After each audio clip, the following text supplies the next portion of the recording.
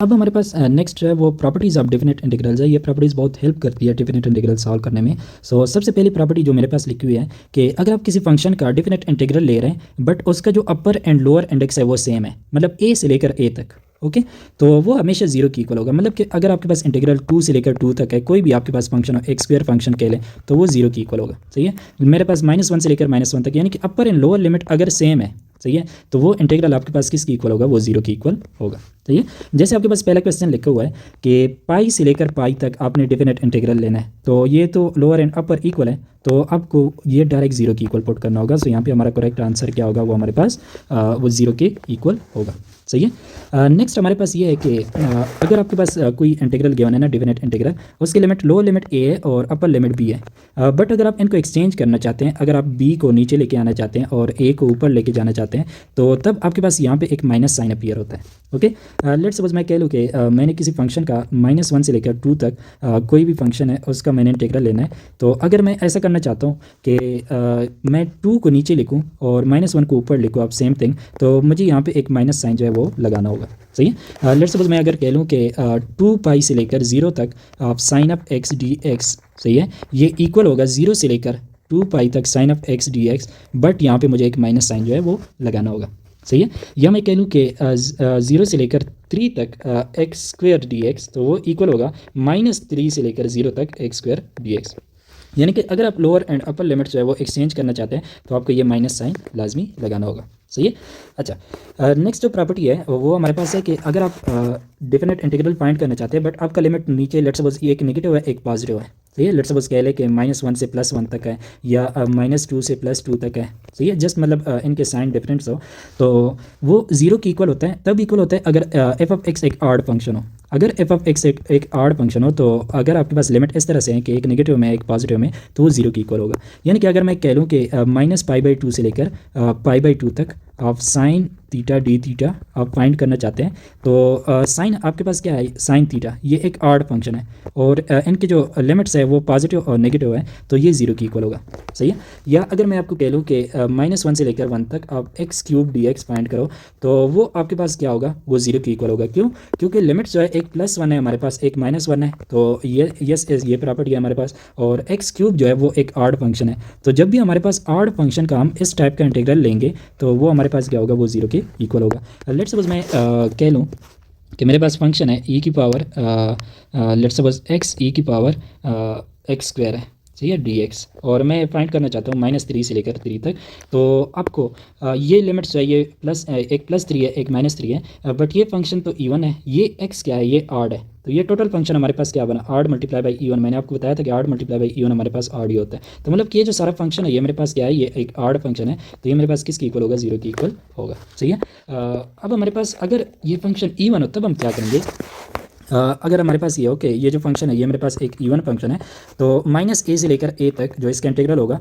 वो होगा 0 से लेकर a तक इंटीग्रल, बट इसके साथ हम 2 मल्टीप्लाई करेंगे 2 टाइम्स। सही है, मतलब यहाँ पे इस तरह से भी मैं लिख सकता हूँ कि -a से लेकर 0 तक जो इंटीग्रल होता है अगर ये मेरे पास एक इवन फंक्शन है dx, वो इक्वल होता है 0 से लेकर a तक of F of x dx। Okay, तो एक तो हमारे पास -a से 0 तक हो गया, एक 0 से इक्वल a तक हो गया, तभी हमारे पास यहाँ पे 2 टाइम्स अपीयर होता है। सही है, तो जब भी आपके पास एक इवन फंक्शन हो और उसका आपने माइनस से प्लस तक अपने इंटीग्रल फाइंड करना है, तो आप 0 से a तक फाइंड करो और उसको 2 से मल्टीप्लाई करो। सही है, लेट्स सपोज मैं एक एग्जांपल यहाँ पे लिख लेता हूँ कि अगर आप लेट्स सपोज फाइंड करना चाहते हैं -1 से लेकर 1 तक x² का इंटीग्रल फाइंड करना चाहते हैं, तो ये आपके पास एक इवन फंक्शन है ना, इवन फंक्शन। सही है, तो ये आपके पास किसकी इक्वल होगा, 2 टाइम्स 0 से लेकर 1 तक ऑफ x² dx। ओके, अब हम इस पे कुछ क्वेश्चन सॉल्व करते हैं। पहला क्वेश्चन हमें बता रहा है कि F of -x = -f of x, ये प्रॉपर्टी किसकी थी, ये हमारे पास ऑड फंक्शन की थी। इसका मतलब है कि एफ ऑफ x है वो ऑड फंक्शन है। सही है, तो अगर ये ऑड फंक्शन है, सही है, और इसका इंटीग्रल हम -3 से +3 तक फाइंड करना चाहते हैं, तो ये किसकी इक्वल होगा, 0 की इक्वल होगा। ऑड फंक्शन के लिए 0 की इक्वल होता है और इवन फंक्शन के लिए हम वो 2 टाइम्स के इक्वल होता है। सही है, तो यहाँ पे मेरे पास करेक्ट ऑप्शन क्या होगा, डी ऑप्शन।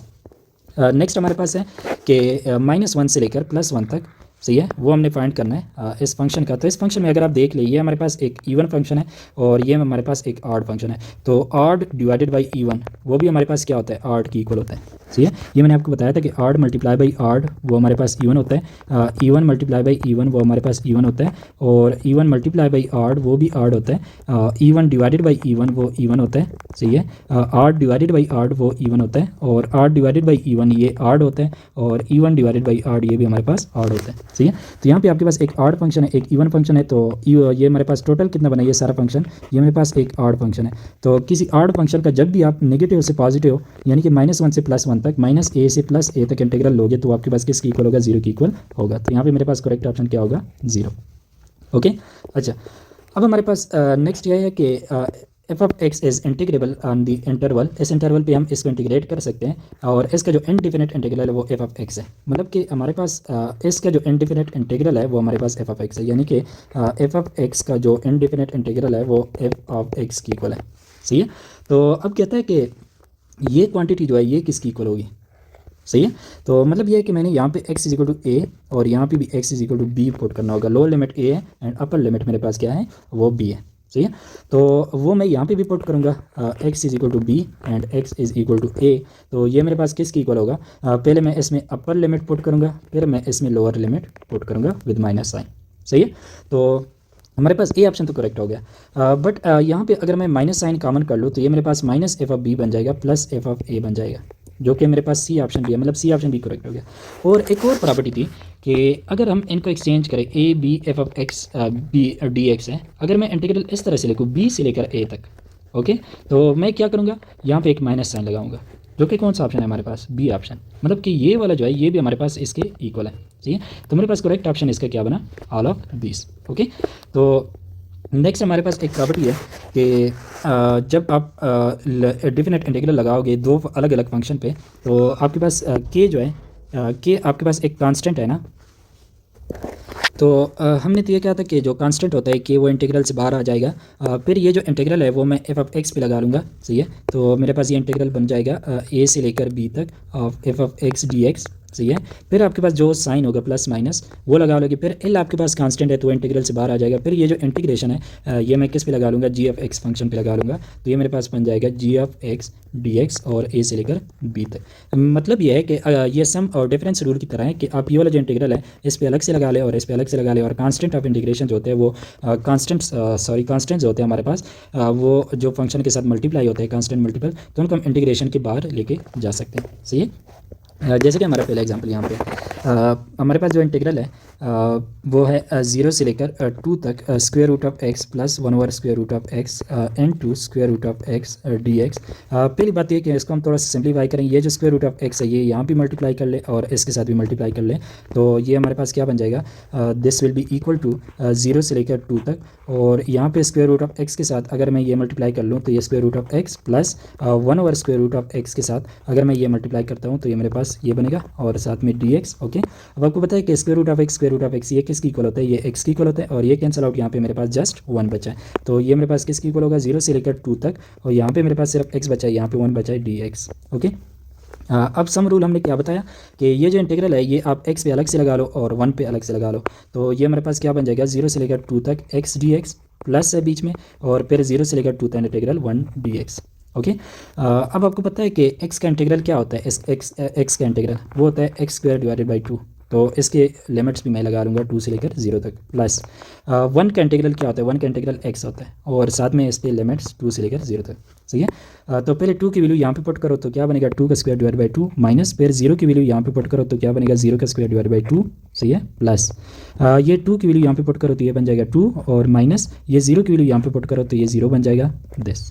ओके, अच्छा, तो 2 का स्क्वायर क्या होता है, 4 डिवाइड बाई 2, अच्छा नीचे यहाँ पे 2 है मेरे पास, माइनस 0 और प्लस 2 माइनस 0 मेरे पास 2 बनता है, so this is 2 plus 2 is equal to 4।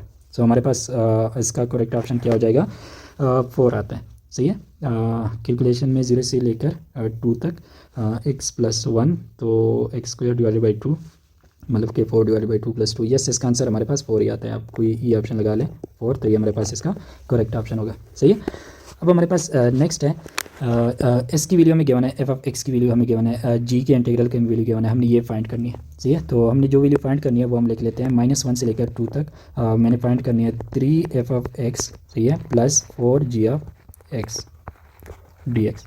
तो यहाँ पे मेन बात क्या है कि ये जो इंटीग्रल है ये आप इस पे अलग से लगा लोगे और इस पे अलग से लगा लोगे, तो ये हमारे पास क्या बन जाएगा, इंटीग्रल -1 से लेकर 2 तक। अगर मैं इस पे लगाता हूँ तो 3 F of x d x, तो ये बीच में प्लस का साइन है तो प्लस, ये जो इंटीग्रल है ये मैं इस पे अलग से लगा लेता हूँ, तो ये मेरे पास बनेगा -1 से 2 तक 4 g of x d x. Okay, अब जो 3 है वो कांस्टेंट है ना, तो वो इंटीग्रल से बाहर आ जाएगा। सिमिलरली 4 भी यहाँ पे बाहर आ जाएगा, तो ये क्या बन जाएगा, this will be equal to 3 -1 से लेकर 2 तक f of x d x plus 4 -1 से लेकर 2 तक g of x d x. सही है, अब ये जो वैल्यू है ये इसकी वैल्यू आपको यहाँ पे गिवन है, क्या है इसकी वैल्यू 6 है, तो यहाँ पे मैं पुट करूँगा 6। सही है, और इसकी जो वैल्यू है वो आपको यहाँ पे गिवन है वो है 9, तो यहाँ पे मैं पुट करूँगा 9। सो यहाँ पे 3 ऑलरेडी है और इसकी वैल्यू 6 है, प्लस 4 ऑलरेडी है और इसकी जो वैल्यू है वो हमारे पास 9 है। सो 3 × 6 18, तो ये 36, टोटल कितना बना मेरे पास 54। तो मेरे पास बी ऑप्शन जो है इसका करेक्ट ऑप्शन है। ओके, अच्छा नेक्स्ट प्रॉपर्टी हमारे पास ये है कि अगर आपने इंटीग्रल फाइंड करना हो किसी एक नंबर से दूसरे नंबर तक, तो आप इसको स्प्लिट कर सकते हैं एक इंटीग्रल को 2 इंटीग्रल में, सच दैट इसको मतलब ए से लेकर बी तक डायरेक्ट हम फाइंड नहीं करते। अगर हम फाइंड कर रहे हैं ए से लेकर सी तक इंटीग्रल फाइंड करो, फिर सी से लेकर बी तक। सही है, मतलब ए से लेकर बी तक इंटीग्रल ये इक्वल होगा ए से सी तक और सी से बी तक।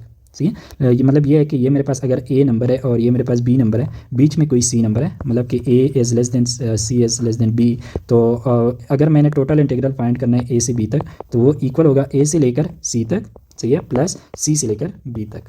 सही है, तो इस तरह के हम एक इंटीग्रल को 2 पार्ट्स में स्प्लिट कर सकते हैं। लेट्स सपोज मैंने अगर करना हो -1 से लेकर 2 तक किसी फंक्शन का मैंने अगर इंटीग्रल लिखता हूँ, तो मैं इस तरह लिख सकता हूँ -1 से लेकर 0 तक कर लो, ओके, और फिर 0 से लेकर 2 तक कर लो dx। ओके, मतलब ये है कि यहाँ पे मैंने टोटल कितना करना है, -1 से लेकर -1 से लेकर 2 तक। तो अगर मैं इसको इस तरह से कर दूँ कि -1 से 0 तक कर दूँ और 0 से 2 तक कर दूँ, मतलब -1 से मैं इसको 0 तक कर दूँ, सही है, और फिर 0 से मैं 2 तक कर दूँ, तो फिर भी ये इसके इक्वल होगा। सही है, लेट्स सपोज अगर मैं आपसे एक क्वेश्चन इस पर करूँ कि लेट्स सपोज हमारे पास है कि -3 से लेकर 0 तक लेट्स सपोज कोई भी फंक्शन है x² dx है, तो वो इक्वल होगा नहीं, यहाँ पे मैं लिख दूँ प्लस 0 से लेकर 4 तक x² dx।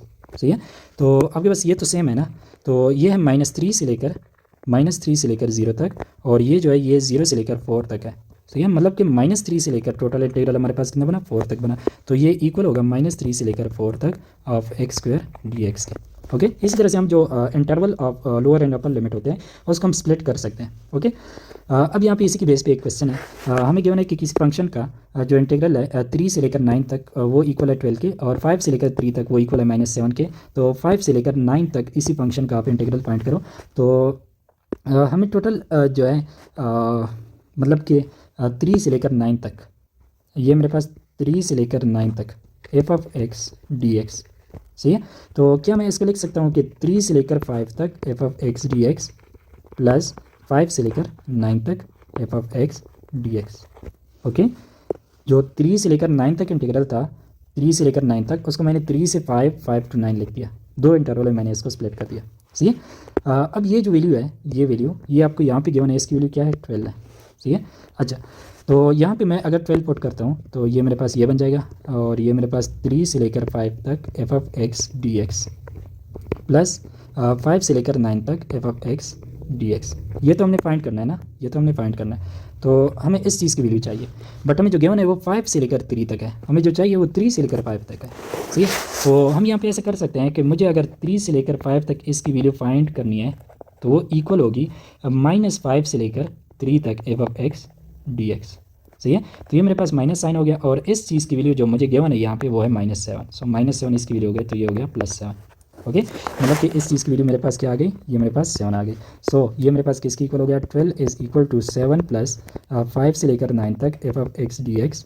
सही है, इस 7 को मैं इस साइड पे लेके जाता हूँ तो क्या बनेगा -7। सो 12 - 7 दैट इज इक्वल टू 5 से लेकर 9 तक f of x d x, और 12 - 7 क्या बनता है 5। ओके, तो मेरे पास आंसर क्या बना यहाँ पे 5 बना। ऑप्शन मेरे पास क्या है, ये ऑप्शन।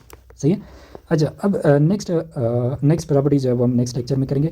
तो यहाँ पे जो हमने प्रॉपर्टीज़ डिस्कस की है, सो सबसे पहली प्रॉपर्टी ये थी कि अगर आपका लोअर एंड अपर लिमिट दोनों सेम हो तो वो जीरो की इक्वल होगा। जैसे ये पाई से लेकर पाई तक है तो सेम है, तो ये जीरो की इक्वल था। सही है। और दूसरी बात ये कि जब हम अपर एंड लोअर इंडेक्स को एक्सचेंज करना चाहते हैं, मतलब अपर को लोअर में लेके आके लोअर में अपर में, तो हम यहाँ पे माइनस साइन इंट्रोड्यूस करेंगे। सही है। थर्ड प्रॉपर्टी ये थी कि अगर आपके पास ये एक ऑड फंक्शन हो और अपने इंटीग्रल नेगेटिव वैल्यू से पॉजिटिव वैल्यू तक जो कि सेम होगी, मतलब -1 से +1 तक या -2 से +2 तक, तो वो जीरो की इक्वल होगा अगर ये ऑड फंक्शन हो। और अगर ये इवन फंक्शन हो, माइनस ए से लेकर ए तक अगर आपने वैल्यू फाइंड करनी है तो इक्वल होगा 2 टाइम्स 0 से लेकर ए तक। ओके। और नेक्स्ट जो फोर्थ प्रॉपर्टी थी हमारे पास, वो ये थी कि हम जो इंटीग्रल होता है, ये इंटीग्रल हम अलग अलग जो जो हमारे पास प्लस माइनस होना, तो इसको हम अलग से, इस पे अलग से लगा सकते हैं और इसको अलग से लगा सकते हैं। सही है। और फिर के जो है वो इंटीग्रल से बाहर आ गया और एल भी इंटीग्रल से बाहर आ जाएगा, तो के एल बाहर है और ये जो इंटीग्रल हमने एफ पे अलग से लगाया और जी पे अलग से लगाया। और जो फिफ्थ प्रॉपर्टी हमने डिस्कस की है वो ये है कि इस इंटरवल को, ये जो मेरे पास इंटरवल होता है, सही है, इसको हम दो इंटरवल में स्प्लिट कर सकते हैं अगर सी हमारे पास ए और बी के दरमियान कोई नंबर हो। लेट्स सपोज अगर ये मेरे पास 0 से 10 तक है तो इसको मैं लिख सकता हूँ 0 से 5, 5 से 10। सही है। या मैं इसको लिख सकता हूँ 0 से 4, 4 से 10। या मैं इसको लिख सकता हूँ 0 से 6, 6 से 10। सही है। मतलब कि ये टोटल 0 से 6 और 6 से 10 टोटल कितना बना, 0 से 10 तक, तो ये मेरे पास टोटल को हम इसमें स्प्लिट कर सकते हैं। ओके, नेक्स्ट लेक्चर में हम जो इसके बाकी प्रॉपर्टीज़ हैं वो डिस्कस करते हैं।